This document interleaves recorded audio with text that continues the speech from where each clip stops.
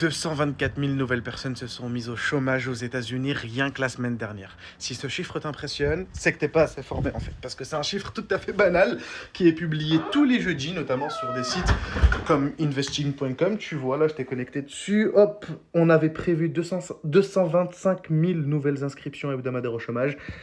Mais il y en a eu 224. Tous les jeudis à 14h30, à part ces deux jeudis où c'était à 13h30, vous savez pourquoi, il y a ce chiffre qui est publié et qui peut avoir un impact considérable sur les marchés financiers. Généralement, ces taux de chômage sont accompagnés du nombre de créations d'emplois non agricoles et ça a, on va dire, un impact sur l'économie américaine dans le sens où, sur le papier, bien entendu, si on a moins de chômage et plus d'emplois, c'est une bonne nouvelle et donc ça renforce le dollar. Et si on a au contraire plus de chômage et moins d'emplois, c'est une mauvaise nouvelle qui peut, entre guillemets, faire couler le dollar. Mais maintenant, il faut noter que ça dépend beaucoup du contexte macroéconomique. Par exemple, quand il y a beaucoup d'inflation, généralement c'est le contraire. Tu vois, un chômage qui augmente, ça permet de renforcer le dollar parce que il faut faire monter le chômage en période d'inflation, c'est ce qui permet d'apaiser la situation. Tous les jeudis à 14h30, ça risque de bouger et il y en a pour tout le monde. C'est-à-dire que si tu trades le Forex, tu peux trader l'euro USD à 14h30. Sur les indices boursiers, Dow Jones, Nasdaq. Sur les matières premières, c'est le gold.